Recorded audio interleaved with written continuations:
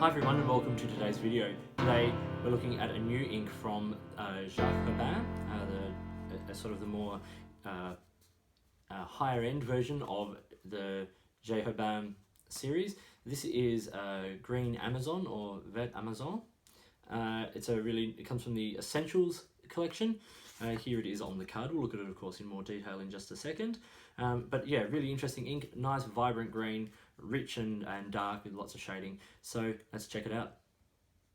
Okay, here we are with the Jacques Herbin Amazon green, and it's a really nice rich green.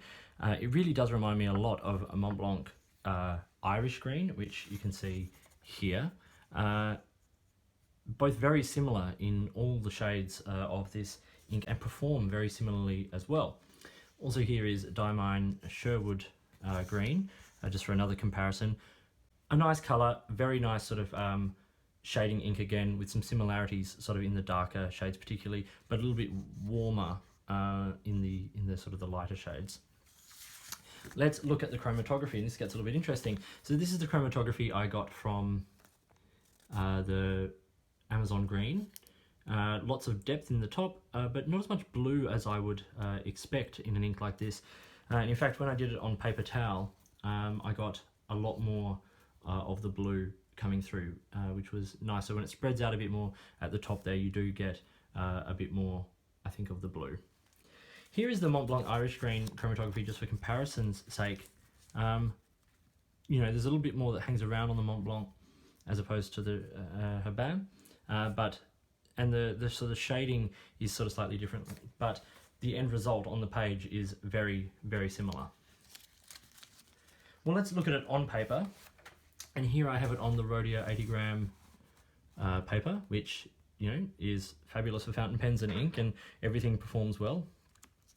Nothing comes through, there's no bleeding or feathering, which is really, really great. I had this in two pens, the Faber-Castell Loom with a broad nib, and the Otto Dude fountain pen with a fine, which is a very fine and quite dry pen, so that I could get a good sense of what is going on with the ink, because the Faber-Castell Loom is quite wet. Okay, so as you can see in the writing, there's some nice shading that comes out of this ink. It's quite beautiful. There's a great depth of colour, and also as you see there in the swab, there's lots of shading and lots of nice colour happening. Even in the fine nib, you still get some nice sort of depth of colour, and yeah, there's a little bit of shading. It's got great flow. It's nice and wet and saturated. It's a really beautiful ink. It is a lot like the Mont Blanc. This is the Herbin, and this is the Mont Blanc. The Mont Blanc being done with Visconti Michelangelo fine, which is quite a wet fine, and you do see there is quite a lot of similarities there in terms of the colours of the ink. Let's look at it on some other paper before I do a water test and sum this all up. So here it is on Tomo River. This is a 52 gram paper. I put quite a lot down to get that, so there's a little bit of sheen happening there.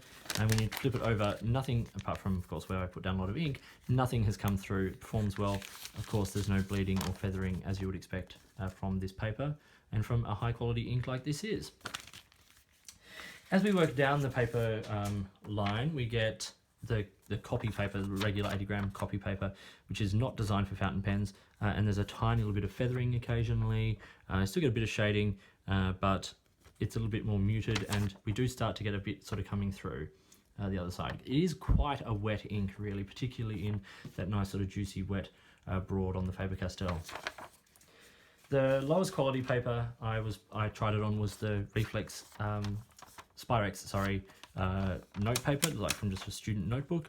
Lots of feathering, and really quite a lot of bleed, particularly from the Faber-Castell, of course, which is a rather, as I said, rather wet pen. So you're going to get that on this paper with almost with any ink you try on it. Let's do this water resistance test now and see sort of how that goes. We'll just put some water across there.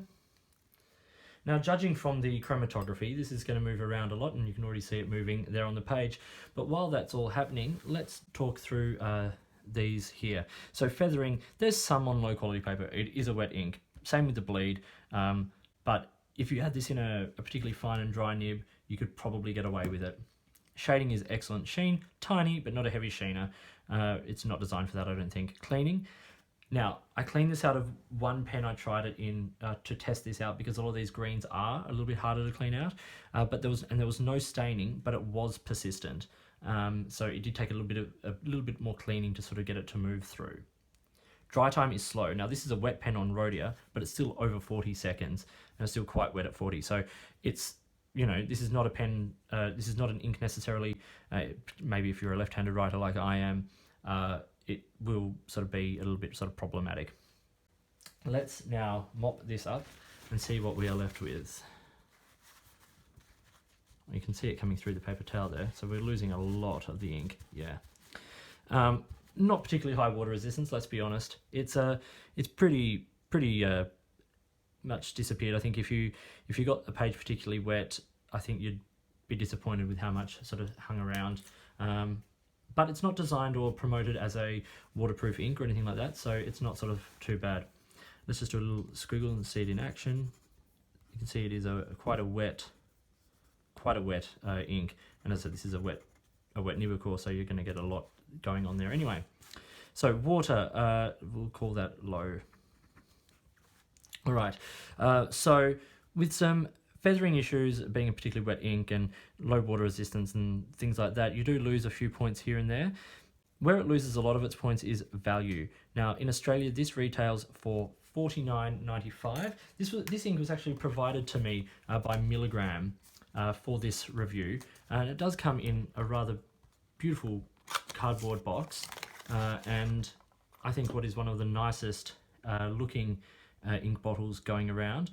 It, you know, sort of has a decent size opening. It's a really nice bottle. It's 50 milliliters, so you do get a fair amount of ink. But let's just do a quick comparison here.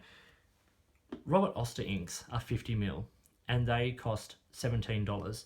This ink costs $50 in Australia, so it is a premium ink. And do you get premium quality for that price? I don't know if necessarily this ink performs any better than, say, the Mont Blanc, which costs $35 here in Australia. So you are paying for the brand, you are paying for the fact that it is an exclusive ink, which is my next point. This ink is not available everywhere. This is part of the new Essential ink line from Jacques Herbin, and it is a premium line, and it has limited retailers, so you might need to hunt around to find it. As I said, it's available from Milligram here in Australia, so check them out. They're a fantastic store. I'm not affiliated with Milligram other than them providing this for review, but you know, they do great customer service, some of the best in Australia. Things are packaged well and shipped quickly, and the prices are really very reasonable. So it's a good store. Check them out. This ink is available from them and a very limited amount of other retailers worldwide. So scoring, what do I give this ink? Well, I have to say I give it a 3.5. Now, it might be a little high. It's a 3 to 3.5. I'm giving it 3.5 simply because I think this color is fantastic. The shading is beautiful. It looks great on the page, and it performs beautifully in these pens. So I have no hesitation giving it the 3.5.